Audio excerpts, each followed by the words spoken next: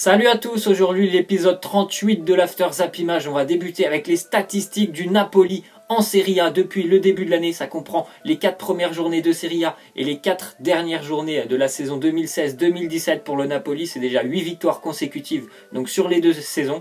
Et en plus de ça, c'est 31 buts marqués pour le Napoli, c'est-à-dire presque 4 buts par match pour le Napoli. C'est énorme comme statistique. L'année dernière, le Napoli, ils ont terminé avec 94 buts, la meilleure attaque de Serie A, loin devant la Juventus Turin. Il y avait la Roma qui suivait juste derrière, mais très très loin devant la Juventus. Il y a seulement 3 matchs l'année dernière où ils n'ont pas marqué le Napoli. C'est vraiment un jeu magnifique produit par le Napoli. Moi, je préfère regarder le Napoli jouer que la Juventus. Je trouve ça beaucoup plus joli à regarder jouer tellement c'est un jeu spectaculaire et offensif depuis l'arrivée en 2015 de l'entraîneur Maurizio Sarri. C'est vraiment magnifique ce qu'ils font les Napolitains. Ils ont encore passé une pilule ce week-end à Benevento, le promu, 6-0 pour le Napoli. On continue donc avec Wayne Rooney qui a admis avoir conduit sous état d'ivresse, donc il sera sanctionné de 2 ans de suspension de permis. Wayne Rooney plus 100 heures de travaux d'intérêt généraux. Je crois que c'est pas la première fois pour Wayne Rooney qu'il a des petits problèmes et des petits soucis avec l'alcool. C'est quelqu'un qui est coutumier du fait. Il me semble déjà qu'il s'était battu il y a quelques années dans des bars de Liverpool avec des supporters. Enfin bref, c'est quelqu'un qui a des petits problèmes avec l'alcool et on le voit encore une fois. Donc il sera suspendu, il ne pourra plus non plus conduire, Wayne Rooney. On continue avec une déclaration de Tiémoué Bakayoko, le milieu de terrain de Chelsea. Il nous dit: Chelsea a toujours été un club que j'appréciais quand j'étais jeune, spécialement pour des joueurs comme Didier Drogba. Déjà, petit mea culpa de ma part, il y a quelques jours dans un épisode de l'After Zappimage, j'avais dit que Didier Drogba avait terminé sa carrière en Chine. Je m'étais totalement trompé, même si je le savais que c'était aux États-Unis. Mais d'ailleurs, il joue toujours encore, donc il n'a pas encore terminé sa carrière. Enfin bref, tout à fait d'accord avec Tiémoué Bakayoko. Drogba, il a impressionné. Je pense qu'il a motivé pas mal de joueurs à rejoindre Chelsea. Parce que Chelsea, on va pas dire que c'était méconnu avant lui, mais c'était une équipe, on va dire, sans réelle star. Alors que Didier Drogba les a vraiment fait connaître mondialement. Je l'avais déjà dit avec la finale de la Ligue des Champions qu'ils ont remporté en grande partie grâce à lui. En plus, Tiémoué Bakayoko, il commence à s'imposer un petit peu à Chelsea. Moi, j'avais quelques doutes. Je pense qu'il y a pas mal de monde au milieu de terrain avec Chelsea, notamment avec l'arrivée de Danny Drinkwater. Mais il commence vraiment à jouer tous les matchs, même s'il n'est pas totalement titulaire. Il rentre en cours de match, il fait des bonnes prestations, il a déjà marqué avec Chelsea, donc bon début de saison pour Bakayoko du côté de Chelsea. On continue avec une déclaration de l'ancien entraîneur de Chelsea, José Mourinho. J'ai l'impression que la Première Ligue devient un championnat très défensif, je l'ai déjà fait remarquer. C'est vrai, ce week-end en Première Ligue, il y a eu quelques 0-0, je crois il y en a eu 3 ou 4, mais il ne faut pas oublier quand même que Manchester United en a passé 4, Manchester City en a passé 6.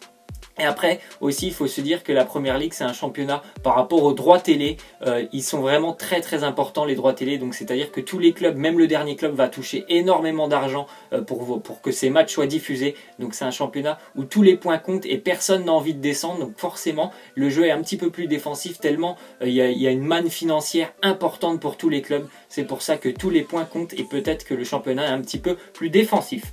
Ensuite, on voit le père de Pietro Pellegrini, je vous en avais parlé hier, du jeune joueur qui a marqué déjà un doublé avec le Genoa alors qu'il est seulement âgé de 16 ans. On voit son papa, il était hier dans les tribunes, enfin il était dimanche dans les tribunes lors du match et il a pleuré tout simplement lorsque son fils a marqué ses 2 buts pour le Genoa. Bon, ça n'a pas servi malheureusement pour le Genoa, ils ont perdu 3-2, mais quand même super belle image de son papa qui est en larmes alors qu'il voit son fils inscrire ses tout premiers buts en professionnel. Ensuite, on voit une petite image de David Luiz qui a, après son carton rouge reçu face à Arsenal ce week-end, il a toujours le sourire. David Luiz, on le voit, il vient de prendre un rouge, mais lui sans pression, il n'y a pas de problème, il fait un petit sourire du côté de l'arbitre. Donc voilà, une belle image par rapport à certains joueurs qui lorsqu'ils prennent un carton rouge, ils vont agresser, on va dire, pas physiquement, mais ils vont agresser verbalement l'arbitre. Voilà, une belle image de David Luiz pour Chelsea. On continue avec une déclaration de Max Allegri, le coach de la Juventus. Il nous dit: c'est une chance d'avoir Matuidi avec nous, il a une qualité extraordinaire, il se tait, il court et il sait jouer au foot. Très bon début de saison pour Matuidi depuis qu'il est arrivé. Il commence à s'installer au milieu de terrain avec la Juventus Turin, aux côtés souvent de Miralem Pjanic. Il fait de bonnes prestations.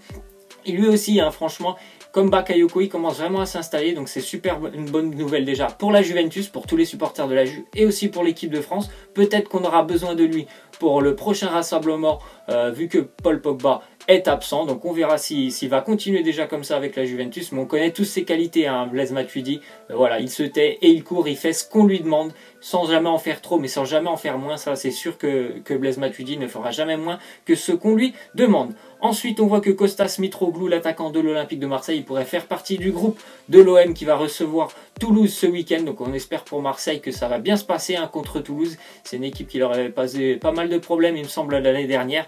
Et on verra si la première prestation de Mitroglou, on verra déjà s'il est titulaire ou pas. Il me semble plutôt qu'il sera remplaçant, mais on verra s'il rentre. Qu'est-ce que ça va donner sur le front de l'attaque marseillaise? Ensuite, on voit une déclaration de Mathieu Valbuena. Il nous dit « Le recrutement à l'Olympique de Marseille a été bon, mais pas assez au goût du public. Ça fait mal de voir le Vélodrome sonner vide. » Je pense qu'il parle du match d'Europa League où le Vélodrome était vraiment vide, hein. Il faut le dire que c'était quand même vide. Pour un stade qui peut contenir 60 000 personnes, il n'y avait personne dedans. Je ne suis pas tout à fait d'accord avec la déclaration de Valbuena.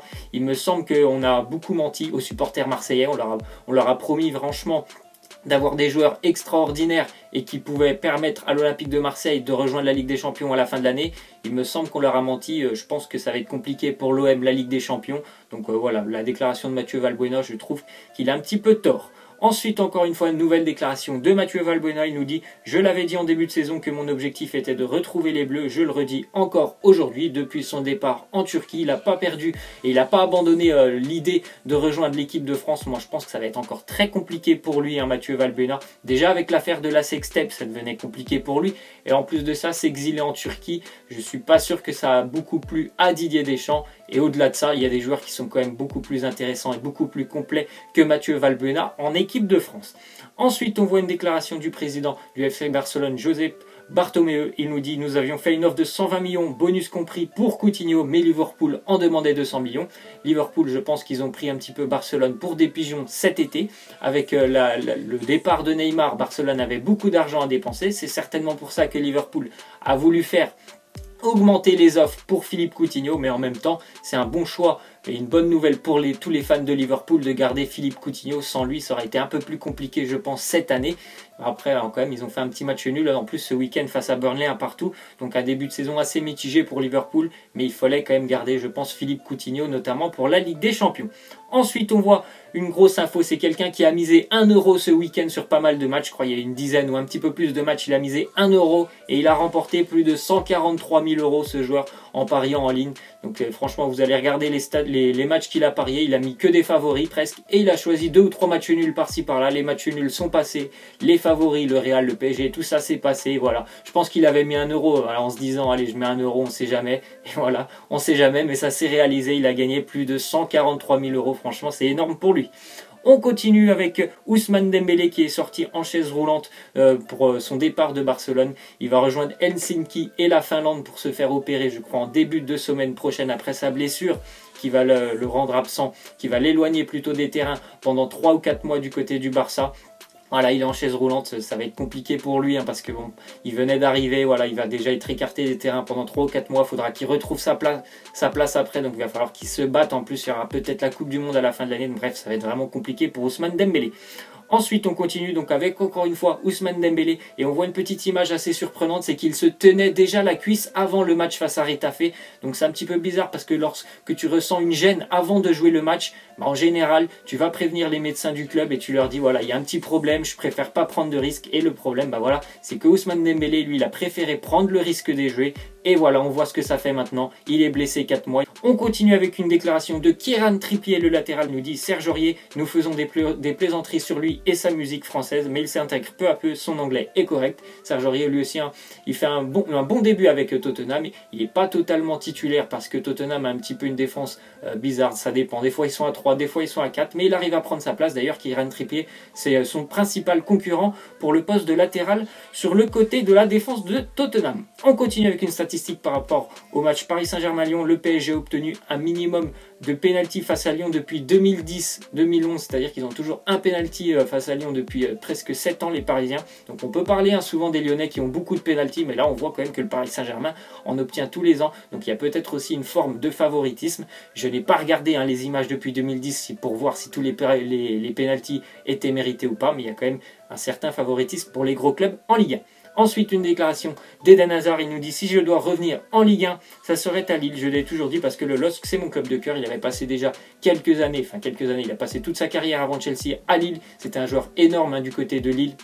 Il a marqué tous les esprits, c'est là qu'il s'est révélé au monde, on va dire, et depuis qu'il est parti à Chelsea, normalement, notamment l'année dernière, il y avait beaucoup de rumeurs d'un départ du côté du Real Madrid, mais du Paris Saint-Germain en Ligue 1, mais pour lui, s'il y a un retour en France, ça sera plutôt du côté de Lille. Ensuite, une déclaration de Buffon, il nous dit que ce soit contre l'Espagne, le Barça ou le Real, je dois toujours aller féliciter les mêmes, ça devient frustrant, c'est vrai, hein, depuis, on va dire, 3, 4 ou 5 ans, je sais pas, mais l'Espagne domine totalement le monde du football, on va dire déjà sur le plan des clubs, il domine totalement avec le Barça, le Real, et on va dire même l'Atlético, on va les inclure dedans maintenant. Bon, l'Espagne en tant que nation, c'est un peu plus compliqué hein, depuis leur déconvenue à la Coupe du Monde du Brésil, mais j'ai l'impression que là ils sont repartis sur de très bonnes bases et que l'année prochaine à la Coupe du Monde ça va être compliqué de les jouer l'Espagne. Donc voilà, c'est totalement vrai ce que nous dit Gianluigi Buffon. L'Espagne est vraiment sur le toit du monde, sur le plan du football depuis quelques années.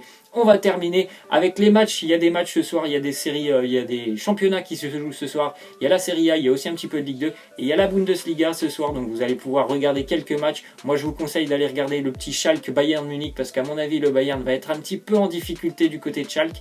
C'est un adversaire qui peut leur poser pas mal de problèmes. Donc vous pouvez me laisser en commentaire quel match vous allez choisir. Peut-être vous allez regarder des matchs de Ligue 2. Mais moi personnellement ça sera Schalke Bayern Munich. Voilà, c'est la fin de cet After Zappimage. Merci à tous ceux qui soutiennent en ce moment. J'ai pas mal de likes et pas mal de vues sur les vidéos. Donc merci à tous. N'hésitez pas à me lâcher des likes, à vous abonner. Moi je vous laisse et je vous dis à la prochaine. Ciao!